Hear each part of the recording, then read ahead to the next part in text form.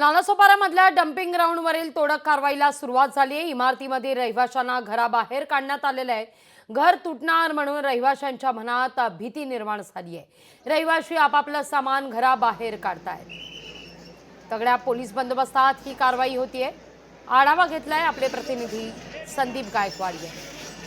नालासोपारा पश्चिमेच्या 41 अनधिकृत इमारतीवरती पालिका प्रशासनाकडून आज तोडक कारवाई सुरू झालेली आहे। उच्च न्यायालयाच्या आदेशानुसार ही कारवाई करण्यात येत आहे। जवळपास या ठिकाणी डम्पिंग ग्राउंडसाठी ही जागा जी आहे ही राखीव होती आणि त्याच जागेवरती आहे बिल्डर आणि भूमाफियांनी मिळून या ठिकाणी अनधिकृत इमारती उभारण्यात आलेल्या होत्या आणि त्या धर्तीवरती 28 नोव्हेंबर रोजी देखील न्यायालयाच्या आदेशावरून पालिका प्रशासनाने ही तोडक कारवाई केली होती आणि त्यामध्ये जे आहे 7 इमारती ज्या आहेत त्या भुईसपाट करण्यात आलेल्या होता आणि आता पुन्हा एकदा ही कारवाई या ठिकाणी होत असल्यामुळे या ठिकाणच्या रहिवाशांचं पूर्णतः जनजीवन विस्कळीत झालेलं आहे आणि या सर्व रहिवाशांना घराबाहेर काढून या ठिकाणी कडेकोट पोलीस बंदोबस्तामध्ये ही जी कारवाई आहे ही सध्या सुरू आहे। परंतु वसईविरार नालासोपारा क्षेत्रामध्ये असे अनेक अनधिकृत बांधकाम आहेत, त्यावरती प्रशासन कारवाई करणार का असा देखील सवाल आता उपस्थित केला जात आहे।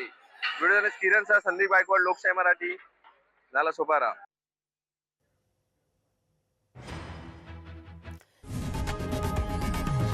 लोकशाही मराठी ऐका, पहा, जागरूक रहा।